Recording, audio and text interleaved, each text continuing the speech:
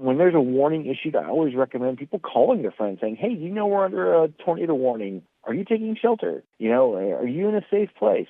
Helping one another, that's been shown to save a lot of lives, just communication on the short term. And then if you have somewhere to go that's safe, then you can enact that plan right there and right then, and you can establish a line of communication and make sure everyone's safe during a severe weather event. Severe Weather Awareness Week in Kansas is set for March 2nd through the 6th, with a statewide tornado drill scheduled for March 4th.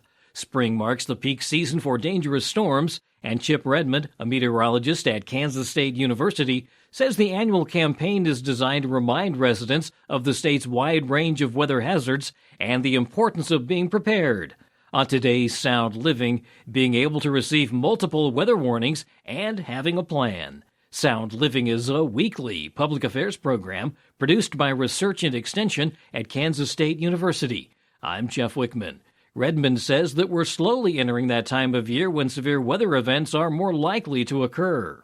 Chip, when it comes to severe weather awareness, what are maybe some of the basic tips that we need to keep in mind?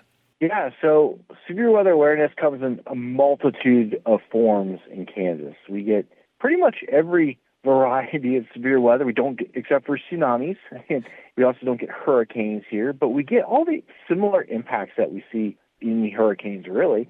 And spring is the focal point of the peak of severe weather. We see all forms of severe weather, especially heavy rain, flooding, tornadoes, hail, wind, lightning. Those all are focused with the highest amounts in May. But we see a pretty steady increase in April, and we still see a slow decrease in those conditions in June and July, but we can see them year-round, honestly. But the peak is still May, and we're slowly entering that time of the year where you need to be aware of these hazards. You need to build a situational awareness on what you're going to do if these hazards do occur. There's going to be days that are going to be more advertised where we see severe weather, and it's going to be well-known. And there's going to be other days where it kind of sneaks up on us. We weren't quite expecting things to be as volatile. So Kansas is a very extreme place that we live in that sometimes, these quiet, nice, sunny days we kind of tend to forget about. So when I think about severe awareness, the first thing I think about is just getting your information, having a source and a place to get that information. Everyone's got a cell phone now, and there's many, many ways to get information from various agencies and apps even that tell you about severe weather, but you need to know their limitations as well. So apps are okay.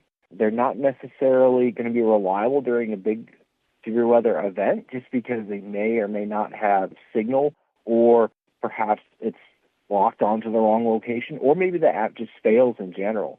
So going to the National Weather Service and knowing that weather.gov is a reliable place to get your weather data, you can pinpoint on your location, and you can find that information and update it as much as you have the internet. Maybe you don't have the internet. You'll still get, for the high-profile alerts like tornadoes or extreme wind, you're going to get what they call a notification on the phone, or a WIA notification. That'll pop up on your phone and say extreme weather alert. But then there's other things such as local news and media, such as a radio station or a TV station. Those typically still come in during severe weather events, and the local stations do a pretty good job of covering severe weather when they do occur. So it's a good idea to have multiple ways of getting that information so that if one doesn't work, you can always fall back on another. And lastly, maybe you're a big weather enthusiast like I am. There's weather radios you can purchase, and they very rarely fail. And they provide the forecast for you when you press the button, but they'll also go off and notify you an alert or a warning when they're issued. And so that's the kind of the first step of being prepared for severe weather, is knowing where you're going to get the information and having multiple ways of getting that information. And some of that is also just paying attention to the current weather so that you know when something may be approaching? Yeah, paying attention to current weather can be a little challenging unless you're interested in weather and you can understand radar and interpret radar products. You also need to know where you're at, knowing what part of the county you live in, and the county names around you in the various cities and what direction they are. So when someone does give you information on severe weather, they're going to say something like the storm is south of Play Center and heading east. And you need to know where you are in relation to that.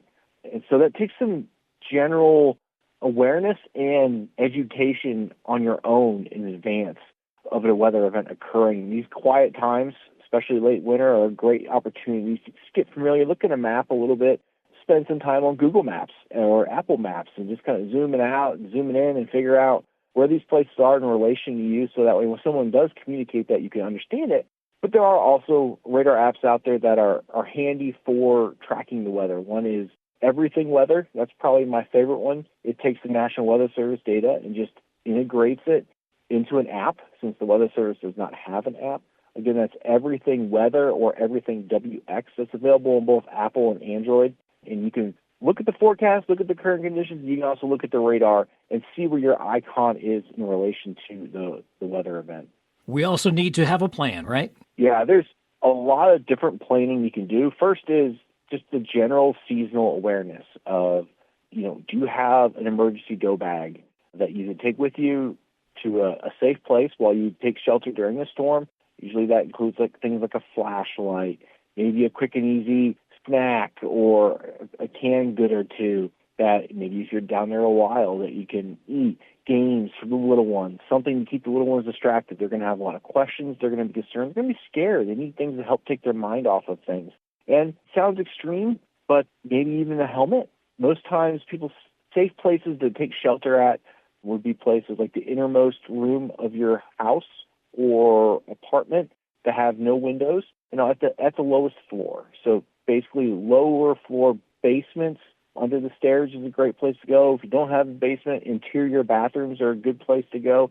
In the bathtub, if it's a really high-end event, you can have a helmet on and you can have a mattress and pull over your head or clothes or a blanket or something to protect you. It sounds crazy, but it's always helpful to kind of prepare those kind of things in advance and even do some drills. Like we do fire drills, right? Having how to get out of a building safely if it's on fire, and then have meetup places too. The same component is, hey, we have the meetup place in the interior room, and we're going to do these things while we're taking shelter and practice it. One final item I'd add to that go bag is have a regular radio, a regular AM, FM radio that has fresh batteries and will work, or a weather radio, and take that with you so you can follow along if you do lose your cell receptivity. Again, having multiple ways of getting that information is really important, and knowing when it's safe to get out of shelter. So that's kind of all planning at home. But what about if you're going to be going somewhere? Weather across Kansas changes dramatically. Know where you're driving, know where you might be when thunderstorms develop, and know where those shelters are maybe on your way. If you're on I-70, there's only limited places if you're going west to take shelter and find a safe place. So you just need to plan in advance. If you're maybe just say you're close to Manhattan or on campus, knowing what building you're going to be in and where the safe place is in that building, most of them should be labeled with severe weather shelter or something similar. Make a mental note of those things and be prepared to go there if you do get a warning issued for your area. And then change your plans if you need to. If it's a really high-end severe weather day, you're going to hear about it. You're going to hear about it a lot of different ways. And so maybe avoid going to the grocery store during the peak afternoon when we would see thunderstorms develop, which typically is in the afternoon to evening. And maybe your friends are going to the store and you know that. And just stay in tune. When there's a warning issued, I always recommend people calling their friends saying, hey, you know we're under a tornado warning. Are you taking shelter? Are you in a safe place? Helping one another, that's been shown to save a lot of lives, just communication on the short term. And then if you have somewhere to go that's safe and you know of where to go, then you can enact that plan right there and right then, and you can establish a line of communication and make sure everyone's safe during a severe weather event. Tornadoes, because of their destructive nature, grab a lot of the headlines, but in terms of severe weather, there's also the severe thunderstorms, lightning, flash flooding. All of those we need to be aware of as well. Yeah, tornadoes obviously get the headline. They're big, they're mean-looking. We tend to see a lot of them. Last year in Kansas was a relatively quiet year compared to normal. We should see on average around 60 tornadoes in the state of Kansas, peaking again in May with about 25 on average in May. And a lot of the things that we just discussed of being prepared and going to shelter, tornadoes the primary one we want to shelter from. We do have a lot of hail. On average, Kansas sees almost 300 hail reports a year, and that's severe hail. So we're looking at 1-inch diameter or larger. There's countless more hail reports that are a lot less. But 1-inch hail is when we start to see damage, But in Kansas, we can have hail up to 4, 5, even 6 inches. It's rare, but it can be just as damaging as a tornado. Wind is another primary hazard in Kansas. Wind is really hit and miss, can be very localized like a tornado. It can also be very widespread with a squall line and encompass counties and even whole regions, as you get these lines that we call derechos or squall lines, can provide winds up to 150 miles an hour, and that can be just as damaging as a tornado. But some of the other severe weather concerns that tend to fly under the radar, no pun intended there, is that rain is a big issue in Kansas. We're starting to see more and more heavy rain events that occur over short periods of time. And that results in flash flooding that can be as simple as ponding on roads, but can also lead to creek flooding, river flooding, and that's kind of a hidden killer because people tend to think they can drive through it. They see it on the roads and they think that, oh, it's not that deep or the water's not moving that fast. I can get to the other side. Never do that. Never do that. Turn around. You don't know what's underneath that water. Turn around and drive away. Turn around, don't drown. It's a common slogan. And the road could be washed out and you don't even know it. And the water's just ponded there now. And you could drive right into it and sink 6 feet. You don't know, which can potentially hurt you. So turn around, avoid flooding. We can see flooding of buildings and that kind of thing, especially in lower lying areas. Know where you're at with your flood risk, and there's flood mapping out there. You can kind of see where your house falls. Most places should be built out of the flood risk these days, but there's a lot of older homes that were built in the flood zone that still exist there. And then the other really quiet, silent killer is lightning.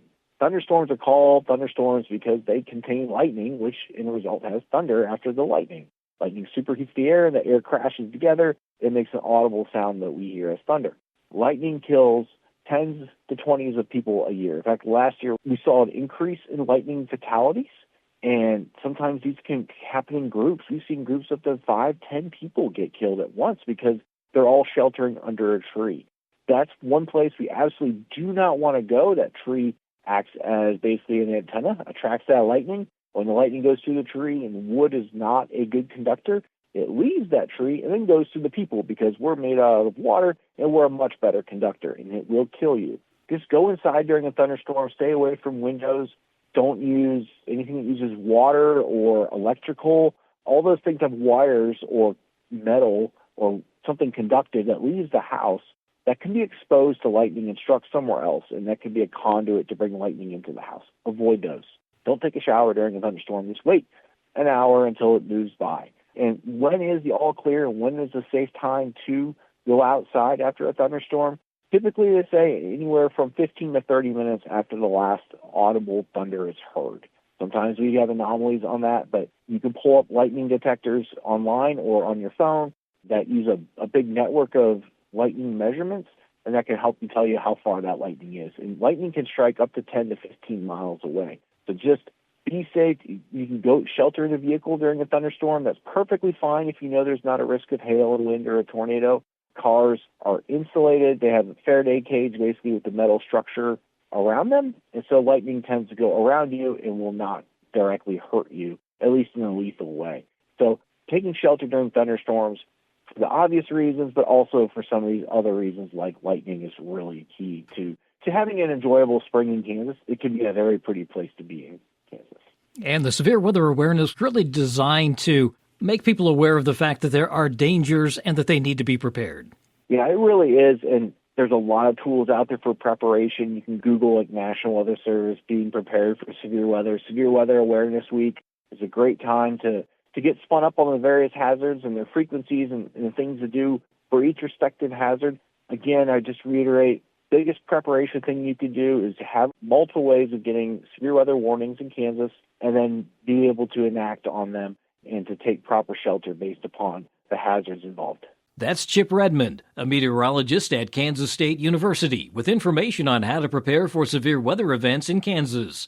Again, the National Weather Service website, weather.gov, has additional severe weather awareness information. Sound Living is a weekly public affairs program produced by Research and Extension at Kansas State University. I'm Jeff Wichman, and this is the K-State Radio Network.